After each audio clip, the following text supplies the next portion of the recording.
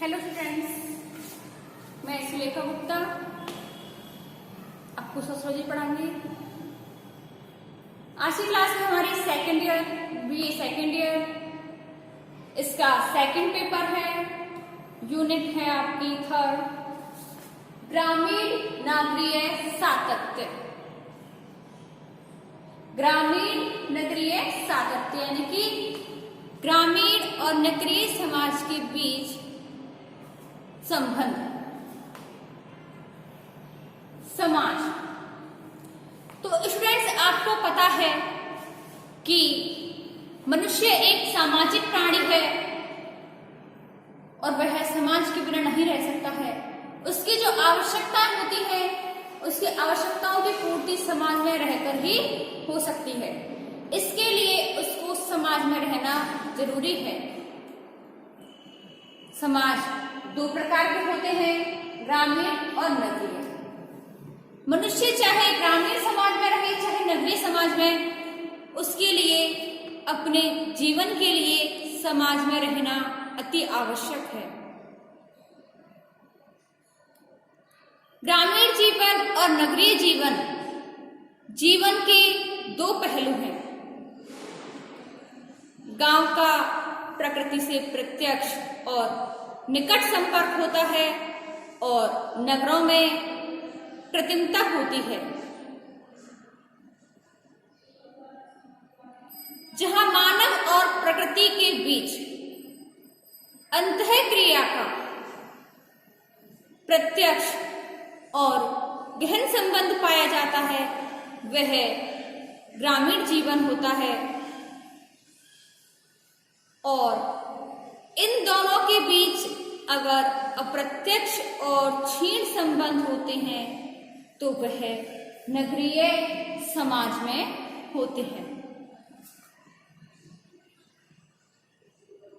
अगर व्यवसाय के आधार पर कहें तो गांव वह क्षेत्र है जहां पर अधिकांश लोग कृषि कार्य करते हैं और नगर के निवासी जो होते हैं वे अन्य कार्य की गैर कृषि कार्यों में लगे होते हैं।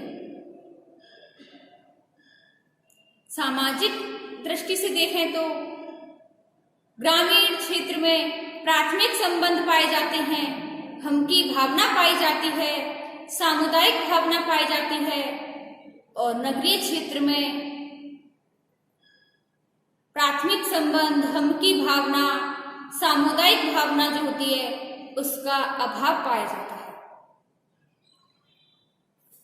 तो स्टूडेंट्स, ग्रामीण समाज हमने पिछले दो लेसनों में पढ़ चुके हैं। इनकी कुछ विशेषताएं होती हैं, जैसे कि परिवार, विवाह, स्त्रियों की स्थिति, पड़ोस, ये हमने पिछली वीडियो में पढ़ी थी, आज भी पढ़ रहे हैं। परिवार, ग्रामीण जो क्षेत्र होता है उसमें परिवार एक महत्वपूर्ण इकाई है। यहां पर अधिकतर संयुक्त परिवार पाए जाते हैं। परिवार का जो मुखिया होता है वही सर्वोपरि होता है, सारे डिसीजन वही लेता है घर के। परिवार ही व्यक्ति की जो सामाजिक स्थिति होती है उसका निर्धारण करता है। वही व्यक्ति मनोरंजनात्मक, सांस्कृतिक, शैक्षणिक, धार्मिक आदि क्रियाओं का निर्वहन करता है।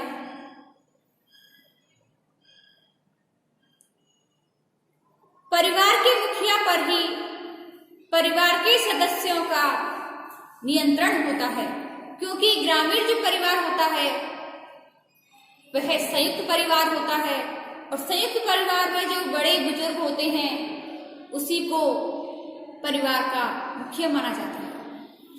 दूसरा पॉइंट है हमारा विवाह। ग्रामीण क्षेत्र में विवाह को दो परिवारों को जोड़ने वाली कड़ी माना जाता है कि विवाह जब होते हैं तो दो इंसान ही नहीं बल्कि दो परिवार जुड़ जाते हैं। विवाह करने में परिजनों के साथ साथ रिश्तेदार भी अपनी महत्वपूर्ण भूमिका निभाते हैं। ग्रामीण क्षेत्र में व्यक्ति अधिकतर अपनी ही जाति में विवाह करता है और आपने देखा होगा कि इस क्षेत्र में अधिकतर बाल विवाह पाए जाते हैं। तीसरा पॉइंट है हमारा स्त्रियों की स्थिति। स्त्रियों की स्थिति, ग्रामीण समाज में स्त्रियों की जो स्थिति होती है वह बहुत दयनीय होती है। वहां पर पर्दा प्रथा होती है, वहां की लेडीज 4 दीवारी तक ही सीमित होती हैं, शिक्षा का अभाव होता है। इसके कारण स्त्रियों की स्थिति जो है निम्न मानी जाती है। चौथा पॉइंट है हमारा पड़ोस। ग्रामीण समाज में पड़ोस अधिक महत्व रखता है क्योंकि संकट की घड़ी में, संकट के समय में एक पड़ोसी ही दूसरे पड़ोसी के काम आता है। एक दूसरे की पड़ोसी ही सहायता करते हैं। चौथा पॉइंट है हमारा सामाजिक संस्करण।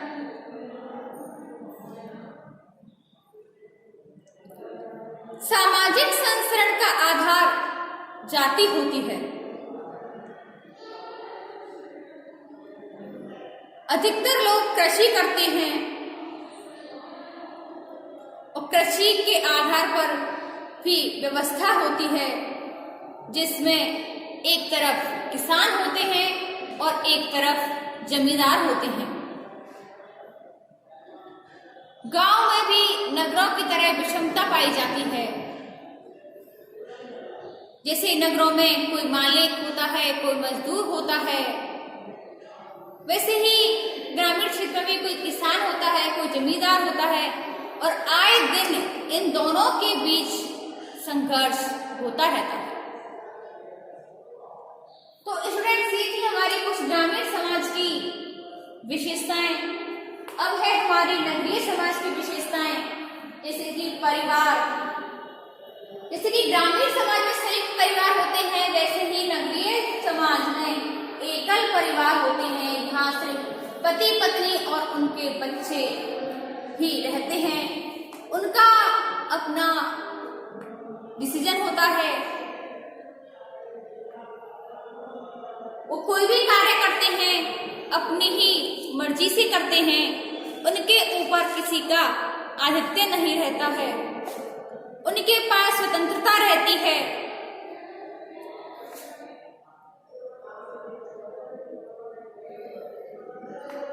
इनमें घनिष्ठ संबंधों का अभाव पाया जाता है। जैसे कि संयुक्त परिवार में बच्चा अपने दादा दादी, चाचा चाची के साथ रहता है, परंतु एकल परिवार जो होते हैं नगरीय समाज में, वह उनके बच्चे इन सभी रिश्तों से दूर रहते हैं, जिसके कारण उनमें हम की भावना, सदस्यों के प्रति घनिष्ठता कम पाई जाती है। दूसरा पॉइंट है हमारा विवाह। नगरीय समाज में व्यक्ति विवाह को व्यक्तिगत मामला समझते हैं। वो समझते हैं कि विवाह 2 परिवारों को नहीं, केवल 2 व्यक्तियों को जोड़ता है।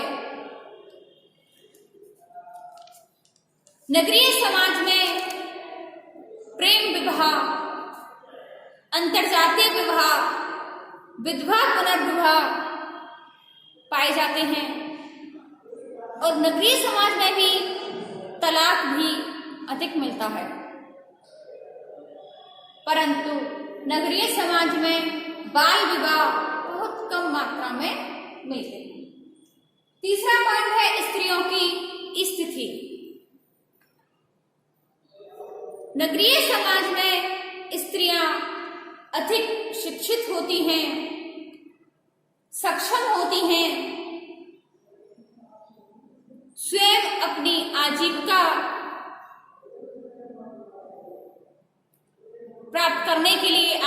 निर्भर होती हैं।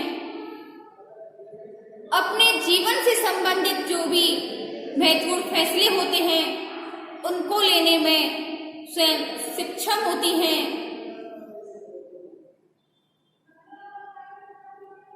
नगरीय जो महिलाएं हैं वे शिक्षित होने के कारण अंधविश्वास में ध्यान नहीं करती हैं। चौथा पॉइंट है पड़ोस।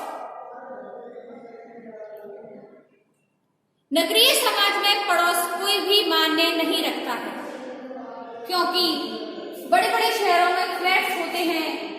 वहां एक फ्लैट का आदमी दूसरे सामने रहने वाले को भी नहीं जानता है। उनके लिए पड़ोसी अनजान होते हैं। वो स्वयं सिर्फ अपने तक ही सीमित रहते हैं, कोई किसी से कोई मतलब नहीं रखता है।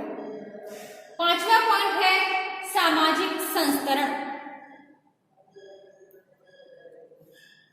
तो स्टूडेंट्स, नगरीय समाज में जाति कोई मायने नहीं रखती है। केवल यहाँ पर वर्ग के आधार पर ही संस्करण पाया जाता है। जैसे एक तरफ मालिक है, जमींदार है, और दूसरी तरफ श्रमिक हैं, मजदूर हैं।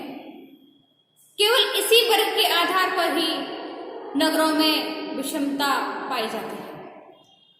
तो स्टूडेंट्स, आज हमने समाज यानी कि समाज को देखा कि दो भागों में विभाजित है। ग्रामीण समाज, इसकी कुछ विशेषताएं हैं। नगरीय समाज, इसकी भी अपनी कुछ विशेषताएं हैं, और इन्हीं विशेषताओं के आधार पर हम इनमें अंतर भी कर सकते हैं। जैसे कि हमको क्वेश्चन आता है कि ग्रामीण समाज और नगरीय समाज में अंतर बताइए, तो इन विशेषताओं के आधार पर ही हम इनमें अंतर भी कर सकते हैं। जैसे परिवार, ग्रामीण समाज के परिवार और नगरीय समाज के परिवार में क्या अंतर है। तो इन्हीं परिभाषाओं ने विशेषताओं के आधार पर हम इनकी अंतर भी कर सकते हैं। तो स्टूडेंट्स, इसके लिए बहुत बहुत धन्यवाद। आगे हम अगली वीडियो में देखते हैं।